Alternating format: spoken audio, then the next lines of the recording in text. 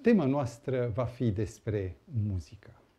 Și o să întrebați de ce despre muzică și nu despre pantofi sau despre porumbei. Pentru că fiecare este un domeniu care ar merita toată atenția.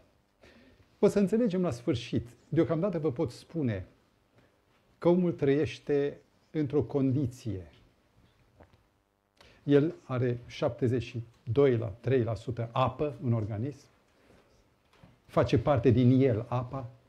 Și dacă nu este preocupat de subiectul acesta și nu-i dă atenție, va muri curând sau târziu. Mai repede decât cei care se preocupă. Trăim într-o epocă a comunicării sau caților. Cum e bine? Cum e bine? Nu comunicării, ci a comunicațiilor, din păcate. Comunicațiile ne-au furat comunicarea. Asta este un alt paradox. Dar în epoca comunicațiilor, când media este peste tot, media o ai și în telefon, și în buzunar, și pe stradă, și în autobuz, și în avion. Peste tot am fost bubuit. Trăim ca într-un mediu care este corespunzător mediului trupului nostru, cum era apa. Și imaginați-vă că dacă trăim în acest mediu, trebuie să fim pregătiți să discernem ceea ce este autentic de ceea ce este manipulare. Sunteți cu toții în temă despre planul de globalizare, în care toți trebuie să devenim la fel. Și nu există o forță mai puternică decât bombardamentul fonic sau bruiajul, zic eu, afectiv, care să ne inspire cu stări de suflet, care să ne conducă la decizii, nu cum am luat noi, ci decizii manipulate. Dragii mei, încep cu prima imagine și primul comentariu pe subiect. Trăim timpuri de excepție. Niciodată muzica n-a deținut un rol atât de important în închinare ca astăzi. Niciodată muzica n-a îngemănat într-atât de mult binele și răul, sacrul și profanul. Niciodată muzica n-a fost atât de folosită ca să inducă actul mistico-religios ca astăzi. Niciodată muzica n-a fost atât de eficientă în efortul ecumenic. Niciodată muzica n-a ajuns la limitele toleranței fizice și psihice ca astăzi. Și pentru că trăim în această vreme, simțim că ceva se întâmplă. E cineva în spatele acestui scenariu? Iar seminarul se numește Diabolus in Musica. Aș vrea să vă dau o privire de ansamblu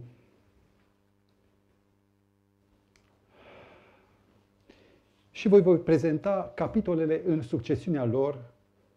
Vor fi mai multe capitole într-o sesiune, într-un seminar. Capitolul 1, Homo musicalis. 2, Universul artei. 3, elementele muzicii. 4, de la limbaj la mesaj. 5, muzica, o realitate fizică. 6, limbajul muzicii. 7, de fapt nu e 7, e doar o paranteză, traseul limbajului muzical, bătălia pentru suflet, poate este punctul climactic din punct de vedere psihic. Capitolul 8, afectele, sursa și natura lor. 9, taina gamei. 10, estetic versus etic. 11, obiectiv sau subiectiv. 12, stilurile muzicale. Și după ce vom termina această prezentare sintetică, va fi o temă pe care nu am acum prezentată.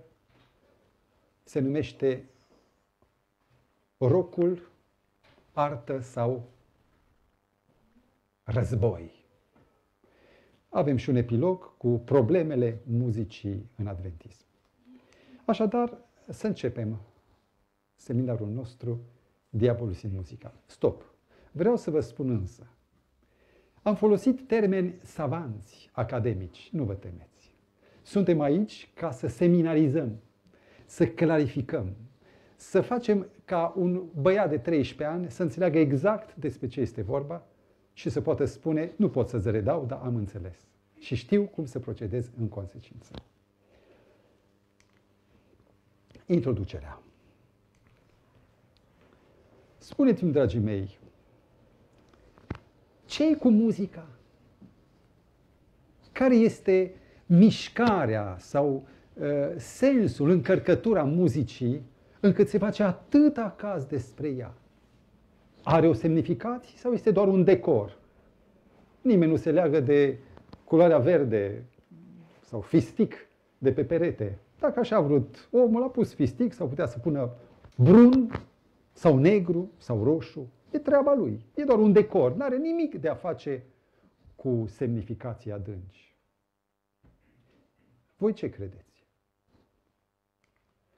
Oare e tot una actul artistic pe care îl vedeți se poate asemăna cu asta?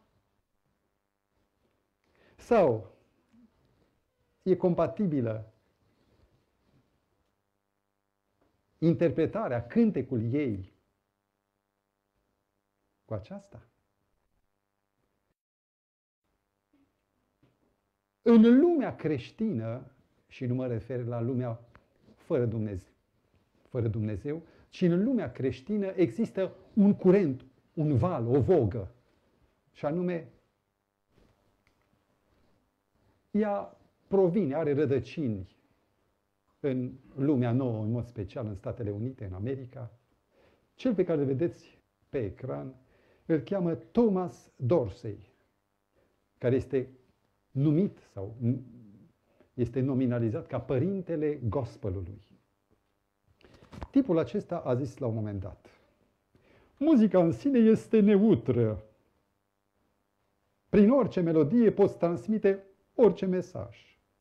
Totul depinde doar de text. Iar tipul, un nume sonor. Louis Armstrong. Din punct de vedere ideologic, ar zice el, armonia este neutră. Deci poți face orice, evoluezi oricum, pentru că e neutralitate, ca și cu culorile, zic oamenii. Într-o carte, poate Dumnezeu să se folosească de muzica rock? Autorul spune, noi credem că muzica în sine este o forță decât că este neutră. Un alt autor scrie, muzica poate fi considerată neutră din punct de vedere moral. Ea nu este nici păcătoasă, nici sfântă. Moralitatea ei este determinată de utilitatea care îi se dă. Sigur, e o cascadă de imagini acum care are menirea să creeze un fundal propice pentru o apropiere a minții voastre, a inimii mele, a voastre, de tema aceasta, în așa fel încât la un moment dat să ne dăm drumul în întrebări sau în opinii. Ați auzit de CCM sau CCM sau CCM, cum este în nemțește? Este Contemporary Christian sau Christian Contemporary Music. Este un curent, este un eufemism, un nume frumos pentru rock creștin. CCM. Ei bine, ce face muzica să fie creștină? Apare în CCM Magazine din 91 și autorul spune, orice fel de muzică este în stare să exprime gânduri creștine. Nu muzica este creștină, ci textul.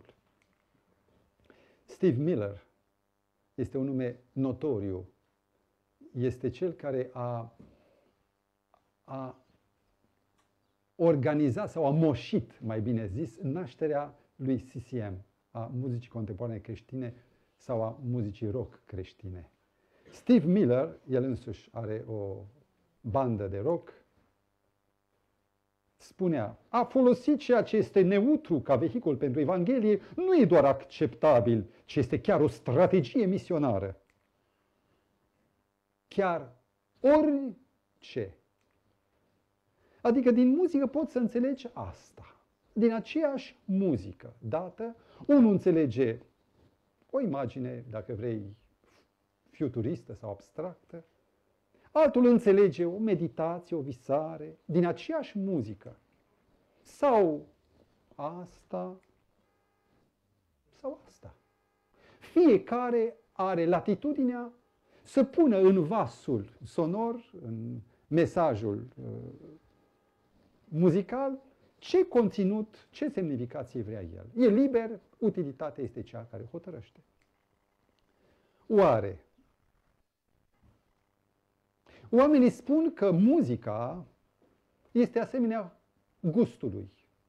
Unul preferă mazărea, altul fără usturoi nu poate. Unul preferă biftecul în sânge, altul doar copanul de pui, altul merge doar pe vegetale. Sunt chestiuni de gust, de stil de viață. Și este vorba mare că de gustibus et coloribus, deci de gusturi și de culori, cum zice mai departe, non disputandum, nu ne certăm. E libertatea ta să alegi orice fel de tipar. Și eu nu voi înțelege mai mult din muzică decât capra asta. Și ea o aude și umple cu varză sau cu ce are ea în gând. Muzica, practic, este atât de neutră încât nu mă deosebesc și nu am nici un ascendent față de patrupedul blajin în imagine. N-are coarne. Lefebvre este cel care a scris compoziții, muzică pentru Elvis Presley. Deci e un tip mare. Un tip care are un nume, este părinte de școală, dacă vrei. El spunea, muzica nu este bună sau rea datorită ordonării notelor sau a structurii bitului. Muzica este bună atunci când inima persoanei care cântă este inocentă și pentru că dă în mod sincer laudă lui Dumnezeu. Deci, pot să cânt Trăiesc cu cuieți dacă am o inimă curată și inocentă să fie o odă lui Dumnezeu. Bine, cu un alt text. Spun un text din Psalm. Sau pot să cânt un cântec rebel în care vorbesc despre Isus. Am văzut pe YouTube un hip-hop produs în România, nu știu dacă aveți pasiunea, în care unul vorbea, vei fi în iad, va fi o judecată, dar într-o manieră, pocăiește-te, atât de brutală, care vorba romglejilor se fituia perfect, adică se potrivea perfect cu veacul și cu Evanghelia. Textul spune exact. Deci poți face orice, oricum, pentru că ceea ce consfințește, e mai puțin textul, după părerea lui Lefebvre, ci este inima celui care cântă. În seminarul nostru vom discuta despre om ca cel care recrează muzica și despre vehiculul, despre muzică care leagă pe om, care îl obligă pe om să se întâlnească cu un fenomen, să-l decodifice, să rezoneze împreună cu el și să vedem dacă rămânem la poziția trendului creștin, pseudo-creștin de azi, că muzica e sau nu este neutră. Și iată-ne în fața capitolului 1. Aș vrea să vă întreb dacă aveți vreo nedumerire, vreo neclaritate, vreo întrebare.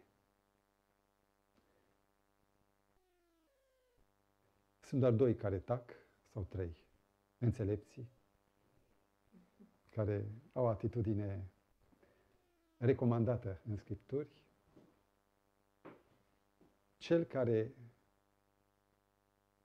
n-a înțeles, și atunci eu sunt cel mai prost pedagog din lume, sau cel care e timid. Pentru că noi am stabilit o mini-temelie pentru comunicare. Vă încurajez. Dacă există ideea, are dreptul să fie exprimată. Dacă spun o prostie, vă sunt recunoscător, sau voi sunteți recunoscători, pentru că pe ea pot clădi negarea ei. Dacă spuneți o părere, vom construi pe ea. Nici o părere nu este rea. Toate sunt utile și bune, pentru că sunt trepte, un eșafodaș pe care construim spre, punctul care trebuie afirmat. E vreo întrebare? Mergem mai departe? Bun. Omul muzical. Există un text în Scriptură, textul îl știu pe de rost, îl știți și voi probabil, 1 Tesaloniceni 5:23. Trebuie să-l știți. O să vi-l amintiți imediat. Încep și Dumnezeul păcii, continuați. Să vă sfințească El însuși. Cum? Cum? Pe deplin. Deci o temă de sfințire. Dar acum, ce însemnează pe deplin? Și acum urmează în 1 Tesaloniceni o enunțare. Și Duhul vostru, și sufletul vostru, și trupul vostru să fie păzite întregi și fără prihană până la venirea lui Hristos. Acesta este textul din 1 Tesaloniceni 5:23.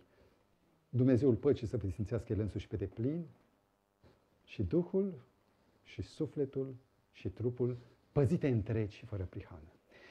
Unii au crezut că acest text se referă la antropologia biblică, că omul e trihotomic, are 3 părți.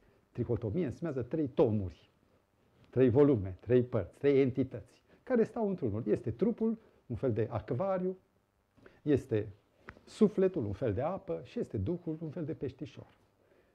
Sau păsărica și colivia, și dacă rupi colivia, păsărica zboară și e liberă. Deci, unii au crezut că acest text se referă la antropologie. Nu, e un text de psihologie, de sfințire, nu de constituție, de cum ești, ci de cum trăiești, domeniile de trăire.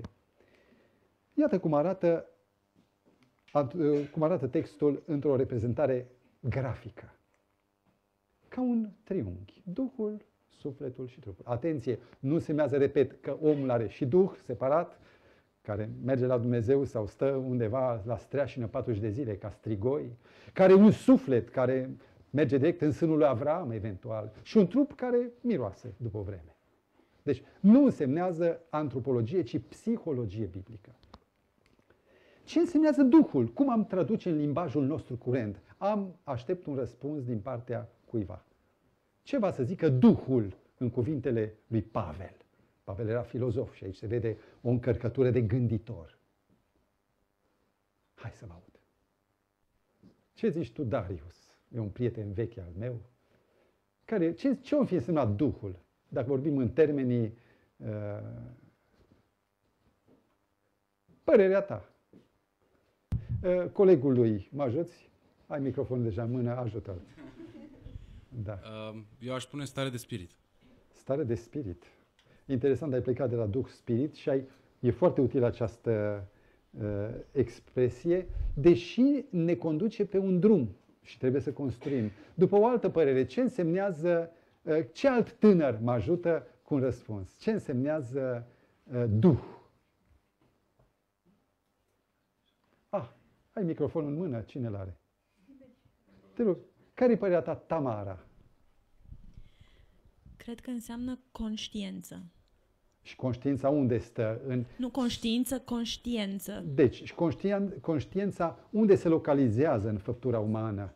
În degete, în ficați, vorba cuiva. Ficate la singular, dar unde zic ficați? Este cerebral. Este corect, cerebral. Și cum am numit în termeni academici? Uite, pot să pun acolo cuvântul? Rațiune. Deci Duhul se referă la gândire, la rațiune, la analizatorul, filtrul discernământului și al deciziilor. Corect? Gândește, evaluează și hotărăște. Tu treci la stânga, tu la coș. Ce însemnează oare sufletul în vorbirea lui Pavel? Deci avem rațiunea. Rațiunea se referă la gândire, la memorie, la... O altă părere, ce însemnează oare sufletul? Uite o mână. Am citit undeva că cuvântul sufletul vine de la cuvântul grec, psihe, care poate fi tradus și cu viață. Corect. Psihe însemnează viață, vine de la psihao, care, mă rog, o rădăcină care spune a sufla. Deci are o multitudine, de acolo suflet. Spirit vine de la spiro, spirare, de acolo spirometrie. Deci tot a sufla. Au o rădăcină care însemnează suflet și cum omul a primit un suflet, suflare de viață, de aceea omul este suflet viu sau are, mă rog. Ce însemnează suflet în accepțiunea psihologică? Mulțumesc, prietene, mai vreau răspunsuri. Altcineva. Uite, o fată care zâmbește. Vrei să-mi spui? Deci rațiunea a fost, am înțeles. Care ce însemnează acum suflet? Și că mă doare sufletul. Ce însemnează asta? Spune. Afecțiunea sau afectivitatea. Afecțiunea, rațiunea, afecțiunea rimează. De aceea am pus formula cu țiunea la sfârșit, pentru că mai avem o țiune la trup. O să vedeți. Deci avem rațiunea, afecțiunea și ce ar însemna trupul. Se teme cu țiunea. Acțiunea, bravo! Mă bucur din suflet. Deci, rațiunea, afecțiunea omului și acțiunea. Cu trupul traduc în viață decizia mea. Dacă eu n-aș avea trupul, vreau să beau apă. Paharul e acolo și vreau să beau apă. N-am picioare, n-am mâini, vreau... Vedeți, traducerea în viață însemnează punerea trupului în mișcare care înfăptuiește, traduce în realitate. Omul este, prin definiția biblică, o ființă tripartită. Poate se poate vedea imediat ceva interesant în spatele acestei fețe. Apar încă două persoane. Ei bine, de unde sau cum se explică sau unde sunt localizate aceste trei dimensiuni, am putea spune, ale psihologiei omului? Ce vedeți acolo seamănă cu o ciupercă. Dar nu e ciupercă. Deși are foarte multă apă, 90% apă, ca și ciuperca. Știți ce este? Creier. Și este o secțiune, cum taie mama prăjitura și vezi straturile. Ei, este o secțiune, n-are culorile acestea, vă asigur. Culorile au un caracter didactic. Să înțelegem că, de fapt, sunt trei structuri, unele peste altele. Și prima structură, cel care a numit creierul tripartit, l-a denumit așa, îl cheamă MacLean în 1969. Tipul acesta era evoluționist și a crezut că eu mă trag din măimuță. Și pentru că a gândit evoluționist, el a spus, bine, și măimuța, care e mamifer, se trăgea și ea din reptile. Și a spus, iată, sunt trei niveluri. Creierul reptilian, cel mai mic, cel mai profund. Și o să vedeți de ce îi spune reptilian. Pentru că se referă la, imaginați-vă de un crocodil. Cum e un crocodil? Cum e un crocodil? Este feroce, instinctiv, agresiv, este dinamic, deci când sare, este viclean, este bazat pe resortul de jos al pârghilor cărnii, ale firii. Se cheamă creierul reptilian. Și dacă omul a evoluat, acolo este partea de reptilă jos, cel mai profund. Apoi, a urmat maimuța, nu? E mamifer, creierul mammalian. El se numește sistemul limbic sau paleocortex. Pentru că mai e un cortex numit neo. Bine, paleocortexul e sistemul limbic și care, surprinzător, aduce pe lângă reptila din mine, aduce o notă umană. Rinocerul și măimuța. Vă dați seama? Adică este elementul acesta de căldură, de afecțiune. Poți să înțelegi.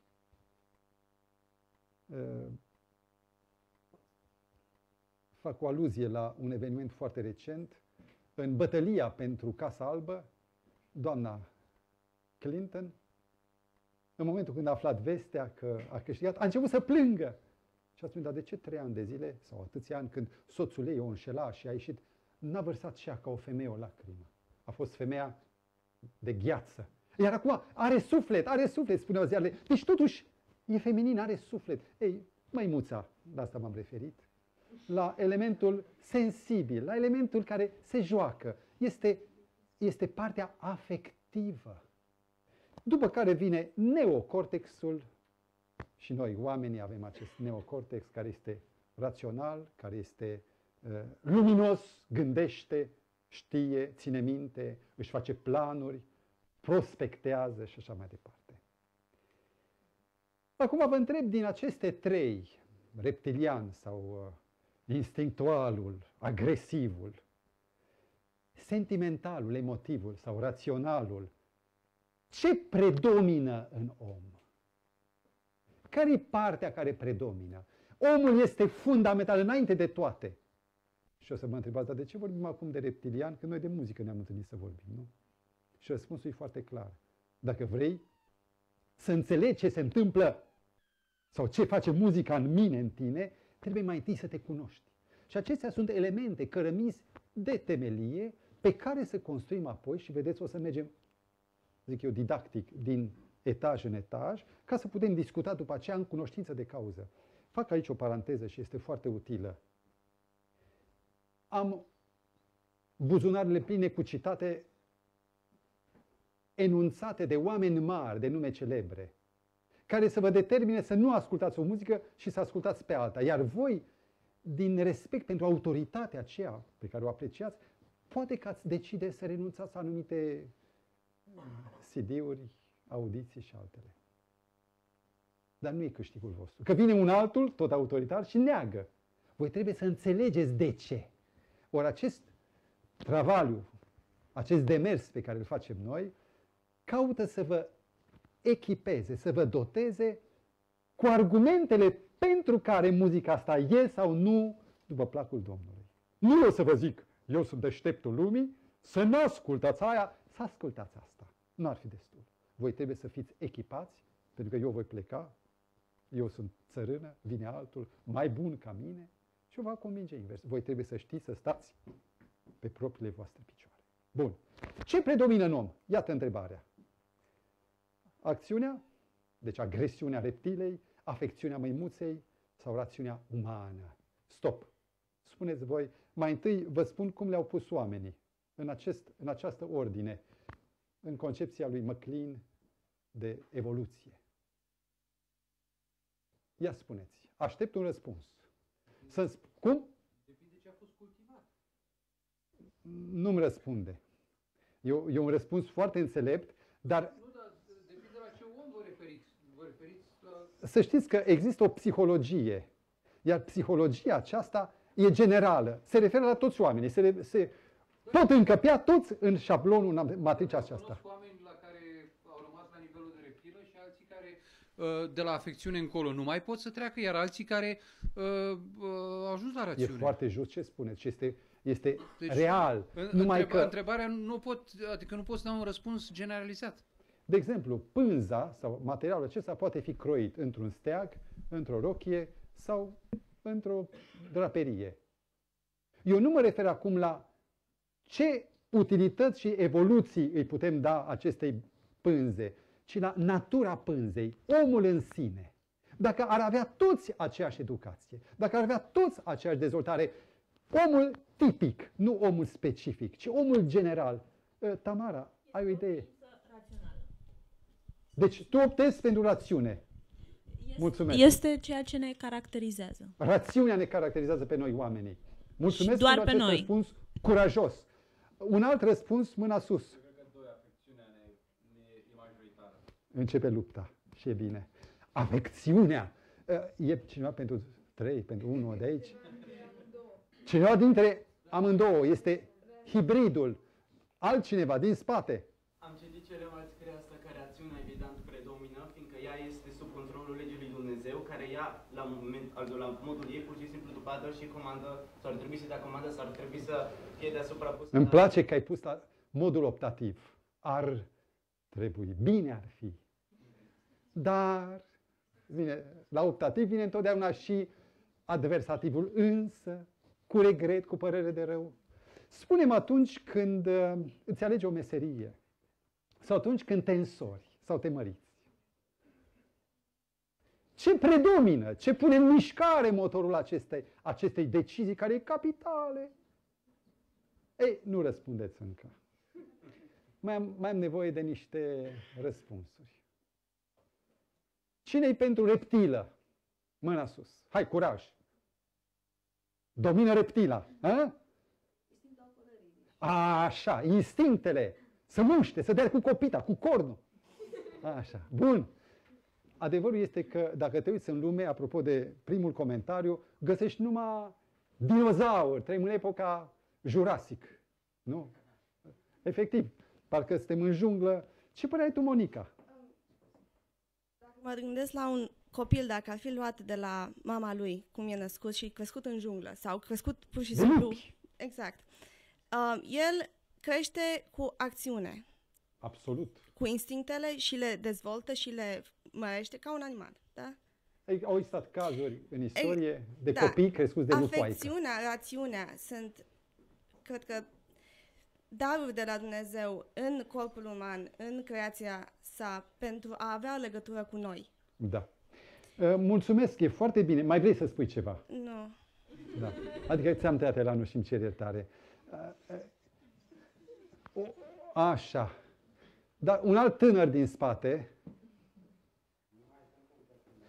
Tinerii au cuvântul astăzi. Dacă nu aveți comentarii, vă rog să priviți ce se va vedea pe ecran. Omul este un măgar sentimental, spunea un poet. Este o ființă numai de simțăminte. Așa este, din păcate, chiar dacă ar trebui să...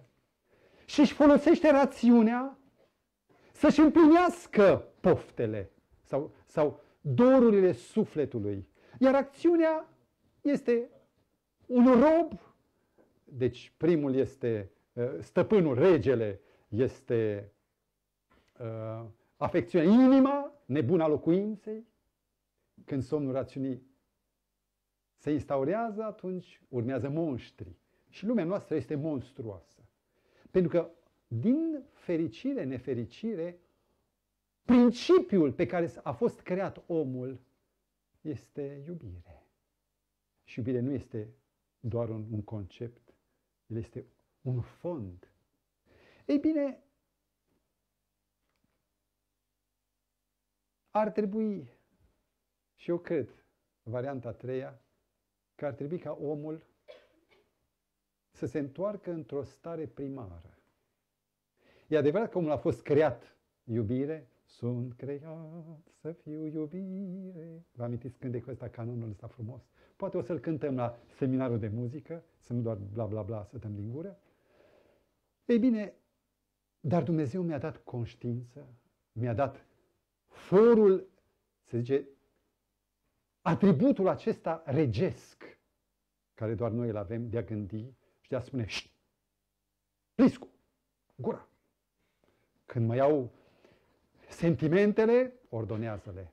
Ar trebui și optez spre acest drum, care este drumul formării caracterului, pe care creștinii îl cred și sunt de acord cu tot ce ați spus, pentru că reflectă anumite etape sau anumite situații în care ne raportăm la reperele fie ale lumii, reptilă, fie ale omului natural, care este un emoțional, fie ale omului renăscut, care își domină, își stăpânește prin judecată pornirile, instinctele.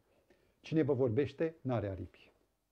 Sunt un om activ, care am instincte și care, din fericire, știu că sunt vulnerabili la multe ispite. Și ispitele toate se referă la instinctele noastre.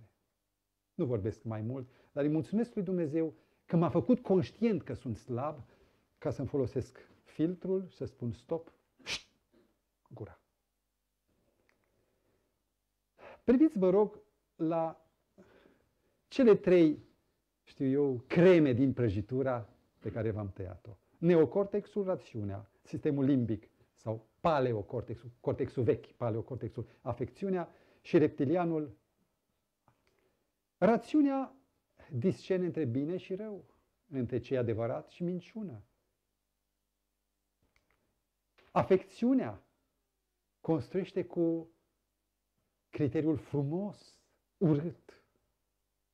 Naște estetica, dacă vreți. Iar acțiunea are de-a face cu utilul. Și dacă mergem mai departe, veți vedea că rațiunea produce știința, cunoașterea, dar și o raportare a omului față de lumea pe care o cunoaște, un concept, o gândire, un mod filozofic de a vedea lucrurile prin folosirea minții. Frumosul naște arta, iar utilul tehnica. Modul cum să aduci mai bine la realitate, prin acțiuni mai simple, să realizezi. E ceva greu până acum de înțeles? Bun. Ce este omul în mod primordial? Ziceți, o ființă emoțională. Și trebuie să recunoaștem că aceasta este condiția noastră, pentru că aceasta este, afecțiunea e hipertrofiată, iar rațiunea este sclerozată, este atrofiată. Suntem la capitolul 2, Universul artei. Ați auzit de arte, dau un premiu, și am să mă caut în buzunare pentru un premiu, pentru cel care știe să-mi spună care sunt cele 7 arte libere. Nu vă grăbiți, nici eu nu le-am știut. Eu m-am documentat și am aflat cu uimire că ceea ce numeau în vechime, în antichitate, arte, n-aveau nimic de a face cu arta. De fapt, avea doar într-un singur cui. Erau numite arte libere, și anume gramatica, retorica, logica, aritmetica, care se ocupă cu numărul în sine, geometria, numărul în spațiu, muzica, numărul în timp și astronomia sau cosmologia. Acestea erau cele 7 arte în care dacă cineva era maestru se numea Master of Arts. Iar s-a păstrat termenul din vechime de maestru de arte, dar nu se referă la artă, muzică și pictură, ci la arta logicii sau a retoricii sau a geometriei.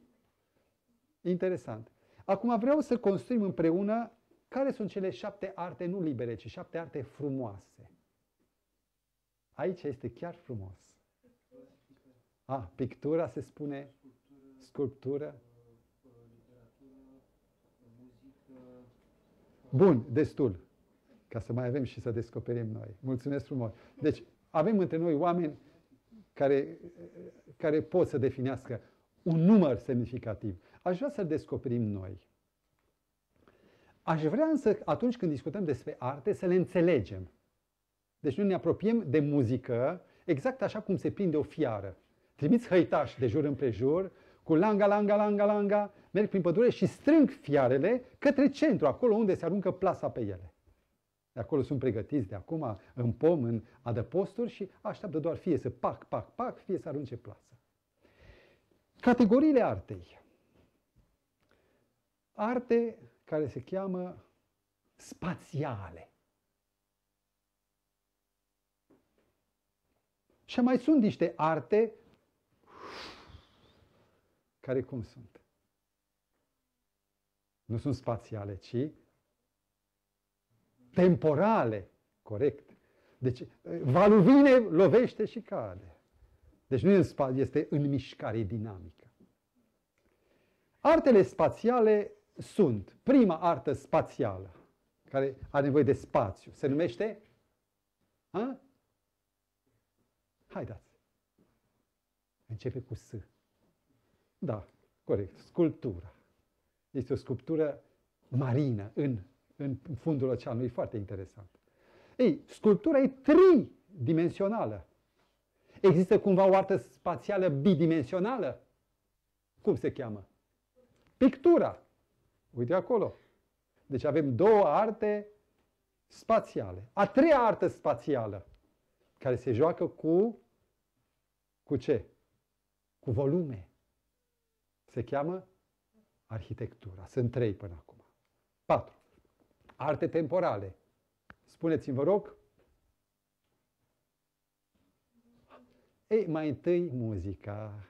Ați pușcat bine. Următoarea, care e temporală.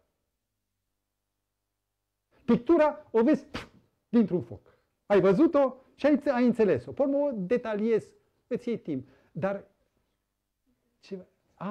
așa, poezia. Poezia poate fi în proză sau în versuri. E elementul frumos, nu informaționalul, jurnalistic, ci este frumosul care traduce reflectările, interpretările omului. Poezia se cheamă, poesis, din grecesc. Mai este vreo altă artă temporală? Mai este o categorie foarte interesantă, spațialo-temporale. O să vedeți, o să le înțelegem, fac parte din cultura generală și nu o să vă prindă rău în viață. Artele spațialo-temporale. Drama. Unul m-a întrebat, dar cinematograful l-ai pus? Păi e dramă, dar pe peliculă, nu? E făcută odată și perpetuată, retransmisă. Deci, se cheamă drama. O altă artă, a 7-a, nu dansul. A scrie prin mișcare, coreios și grafein. A scrie prin mișcări, coregrafia. Baletul e altceva decât, baletul vechi, când s-a născut. Chiar și decât baletul actual, dar mai ales e cu totul diferit de dans. Dacă vreți, vom discuta odată un seminar întreg de 7 zile de dans, numai despre dans, dar nu acum. Iată cele 7 arte frumoase. Pictura, sculptura, arhitectura sunt cele spațiale, muzica, poezia temporale și spațialo-temporale, drama și coregrafia. Dar mai avem o împărțire interesantă. Nu după spațiu și timp, ci după tipul de limbaj. Și acum, vă rog, vă întreb, urmează ceva și vă rog, pregătiți-vă să vă întreb pe oricine. Oricine. Aici mai ales din primele 9 rânduri. Așa. Ce vedeți? E o pictură rupestră. Ce înseamnă rupestră? Nu din Rupea. Nu la aia se referă. Rupea e o localitate. Rupestru însemnează peșteră. Peșteră locuită de oameni. Puteți să-mi spuneți? Ce reprezintă acest element? Un om. Dar ce reprezintă acest element? O capră. Corect, capra muzicală de care am vorbit. Acestea știți ce sunt? Sunt figuri. Și artele care folosesc figuri se cheamă figurative. E atât de ușor. Nici n-am știut că suntem atât de deștepți. Adică e simplu de tot. Și par academice, dar nu sunt deloc. Sunt de bun simț. Mai departe. Ce este asta? Ce fel de artă e asta? Non-figurativ. Ia uite, non-figurativ.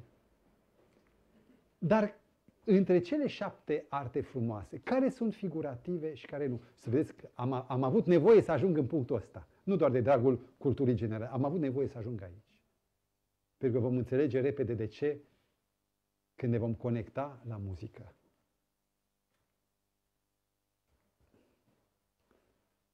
Pictura.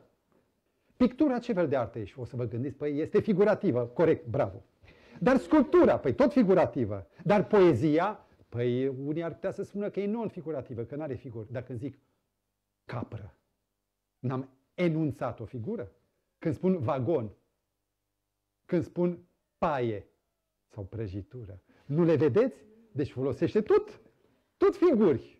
Deci trebuie să corectați, vă rog corectați, nu este artă non-figurativă, ci figurativă, pentru că vorbim cu noțiuni care au o reprezentare, în afară de cele de abstracțiuni, de idei. Drama cum e? Figurativă. Coregrafia cum e? Păi figurativă, nu știu, stați, vă grăbiți. E foarte posibil să fie oameni, dar ce fac ei? E vreo figură? Mișcarea aceasta. E o figură? Sunt eu o figură. Adică că fac așa. Dar este o figură? Nu. Ea exprimă ceva care e dincolo de figuri. Ei, este o artă semi, de-aia am tăiat-o exact pe ea la jumătate, că e și da și nu e. În schimb, arhitectura e figurativă? Vedeți numai îngeri sau, ce să zic eu, capre când vedeți casele? Nu, nu. E non-figurativ. Arhitectura este non-figurativă. Iar muzica e cea mai non-figurativă dintre toate. Ba, pe deasupra, fiți atenți, vă rog, este exclusiv auditivă, fără nimic vizual, fără nimic material, fără nimic concret. Aici este una din probleme, de aceea trebuie să ajungem aici. Că muzica, prinde-o, prinde-o. Unde? Nimic, nimic. Nu poți să o iei. Ei, dacă ai partitura și pricepi limba îngerilor, poate că poți să discerni. Dar când vrei să prinzi, să analizezi, nu e un abur. Muzica e un abur. Să știți că nu este un abur. Să trecem prin capitolul 3, alert, pentru că ne-am propus în seara aceasta, avem doar 10 minute pentru ultimul asalt, elementele muzicii. Nu este foarte important, dar pentru mulți va avea semnificație. Ce ai aici? Ce vezi? A întrebat Domnul pe Ieremia. Ce lut? Dar ce e lutul? E material de brut. Și ce vezi aici? Cărămida. Din ce e cărămida? Din lut. Una e materia primă, alta se cheamă elementul de construcție. Ei, muzica are o materie primă și are și elemente de construcție. Și o să vedeți rapid de tot. Care e materia primă pentru arta muzică? Aud? Sunetul. Dacă fac așa cu scautul, e sunet, da? Ce fel de sunet? Zgomot. Ce fel de sunet trebuie să fie? Nu ton. Sunet muzical. Uitați-vă, vă rog frumos, la ce caracterizează sunetul muzical față de zgomot. Știți ce? Ia uitați-vă. Am făcut special liniuțele acelea, dinamic de data asta, care arată un lucru. Ce? O frecvență. Ce naște frecvența? Dacă frecvența e rară, tam, pam, sau ti-ti-ti-ti-ti-ti, nu. Înălțimea. O înălțime are frecvența deasă, o înălțime superioară. O voce gravă, deci are o frecvență lentă. Și mai are încă ceva. Aici sunt sinusoidele, sunt mai mici, acolo mai mari. Oare ce înseamnă amplitudinea? Ce dă amplitudinea? Ce dă? Intensitate. Deci acesta e sunetul muzical cu calitățile lui. Ce vedeți jos? Scaunul care l-a mișcat ca un om fără bun simț sau respect pentru voi. E zgomot. Spuneți-mi, instrumente muzicale, toba ce produce? Cum? Fiți atenți ce ziceți. Timpanul produce sunete, toba, zgomote. E surprinzător. Și cei care folosesc toba, îi amestecă argila cu îngrășământul, să zic frumos. Înțelegeți? Adică e una, alta e alta. Când faci muzică, nu faci zgomote. Există o muzică, se cheamă electroacustică. Mai nou, electronică se chema pe vremuri, concretă și mai de demult. În care folosesc diferite zgomote. Băi, ce... Am fost într-o comisie care trebuia să evalueze, eram la conservator la data aceea, ca dascăl, și trebuia să evalueze niște compoziții ale tinerilor compozitori. Și după ce eu ascultam, eram creștin, ascultam să văd ce vor zice oamenii, asta ascultam eu. Și cel care era șeful de comisie, după ce a terminat o compoziție, a zis, interesant. Pentru că nu poți aprecia decât cu tărtăcuța, nu cu emoțiile sau... Muzica nu mai e muzică. Bun. Noi putem construi aceste sunete pe orizontală, cum construim cărămizile, sau pe verticală. Iar atunci când le punem sus, știți că unii când se uită de sus, ce simt? Rău de De înălțime. De ce? Înălțimea înseamnă totdeauna tensiune. Ta-ra-ri-ra-ra-ra-ri-ra-ra. Și mă amețesc, e sus. Trebuie să ta-ra-ra-ra. Sus e tensiune, jos este pace. Tensiune. Fiți atenți acum. Care e cărămida cu care operează muzica fundamentală? Vă rog, priviți aici o metaforă sau o ilustrație. Ce e ăsta? Un val. E un val liniștit sau care se ridică. Acum ce se întâmplă cu el? Și acum? Gâl, gâl, gâl, gâl, gâl. Deci un val care se ridică, ce înseamnă asta? Am vorbit adineaură. Tensiune, cadență, cădere și o... Ia uitați-vă, la ce urmează acum? O tensiune și o rezolvare. Muzica și artele și arhitectura, dacă vreți să discutăm, nu are decât un singur element de construcție care se numește tensiuni și rezolvare. Că sunt pe mai multe planuri tensiuni, o să vedeți, melodice, armonice, ritmice, de toate, care toate creează tensiuni și rezolvări, tensiuni și rezolvări. Doar cu asta operează muzica. Iar sufletul, nu mintea, sufletul este receptiv la tensiuni și la rezolvări.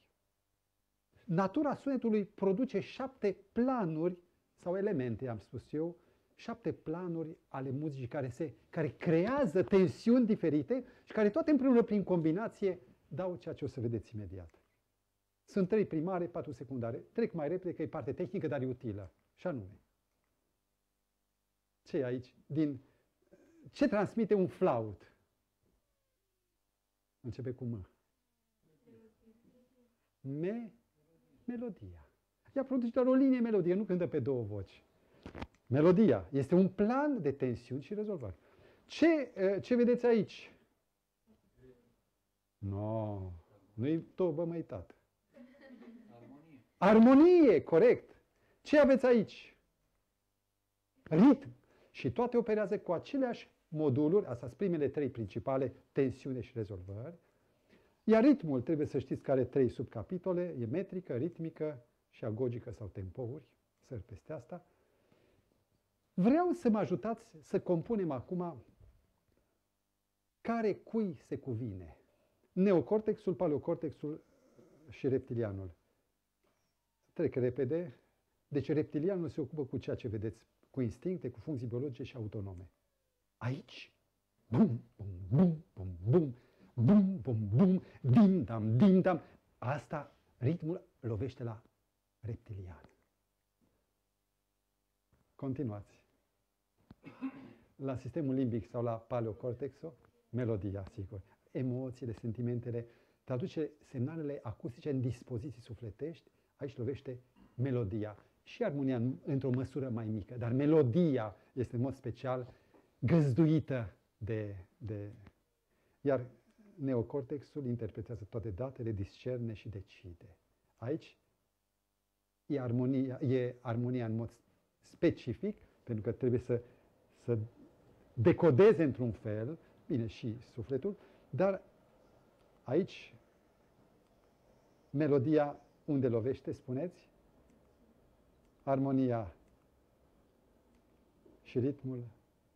E puțin forțat acest tabel, că putem să îl extindem, dar au zone preferențiale, dacă numesc așa, sunt convins că e bine. Mai sunt încă 4 domenii secundare și ne apropiem de încheierea capitolului 3. Când 2 oameni vorbesc, nu unul tace și altul vorbește, se cheamă în muzică contrapunct. Că vorbesc împreună și fac un duet.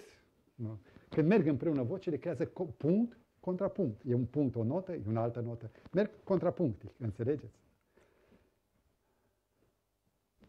Mai las-o, băi, mai încet. Cum se cheamă asta? În muzică se cheamă, intensitatea se numește dinamica. E un alt plan. Eu pot să vorbesc tare și atunci transmit agresiune, sau soft, susurplând și atunci transmit altceva. Deci un alt plan de tensiuni și rezolvări. Un alt plan sunt timbrul, flautul și saxofonul. Nu e așa că sună diferit? Glockenspiel sau clopotele și contrabasul, vâr, vâr, vâr. Sună altfel. Și aici vedeți o construcție din Dubai, sunt două clădiri, pare ca o bandă, dar ele sunt spațiale, se referă formele muzicale sau structurile. Forma de sonată, de lead, de fugă, sunt structuri. Ele contribuie foarte mult la tensiuni și rezolvare. Sunt tensiuni arhitecturale. Dragii mei, asta este mămica sau voi. Vă încurajez să gustați și bucuria tehnicului, că aici este reptilianul care pregătește, nu? Acțiunea. Și combinarea elementelor produce ce? Depinde. Dulci sau, dacă le combini altfel, sărate. Triste sau vesele. Combinarea. Sau, continuați, doar combinarea lor poate produce lucruri dăunătoare. Uitați-vă la o scurtă combinare, combinații și afecte. Avem tempo rapid și tempo lent. Adică mișcare lentă și mișcare rapidă sau și alte coordonate major, când e vesel. Tarariraram, minor tarirararim. Major, minor. Ce se întâmplă sau ce-ți transmite combinația dintre ritm rapid și major? Ce afect? Freude. Freude, schöner Gottesfunken, Tochter aus Elysium. An der Freude, oda bucuriei. Bun. Tempo lent și major. Ce-ți transmite? Echilibru și poate visare. Știi, e bine și rău. O visare de aia stricăcioasă. Ce produce? Am dat deja din... un tempo lent și minor. Citiți. Iar unul minor și rapid seamănă cu reptila. Furie. Au fost oameni care au construit efectul Mozart, îl cheamă Don Campbell, care a arătat și a demonstrat cât de importantă este încărcătura afectivă, dulce, sărat, și anume, știați că muzicienii, datorită exercițiului muzical, au un creier mai greu, mai mare, cu 5%. Cei care fac muzică cresc creierul, neuronii cresc. Iar studenții, când zic studenții, elevii de la liceu și chiar studenții, elevii fac muzică până în clasa 12-a, dintre a 1-a la 12-a, dar nu fac muzică așa să cânte dili-dili-dai și măiculița mea, știți? Deci fac muzică pe cinstite, pe flaut, pe pian, pe orice. Și muzica s-a descoperit că îi ajută să ia note cele mai bune la limbi străine și istoria. Unde dai și unde crapă. Ne oprim aici pentru seara aceasta. Avem întrebări? Număr până la 3. 1, 2, mergem acasă.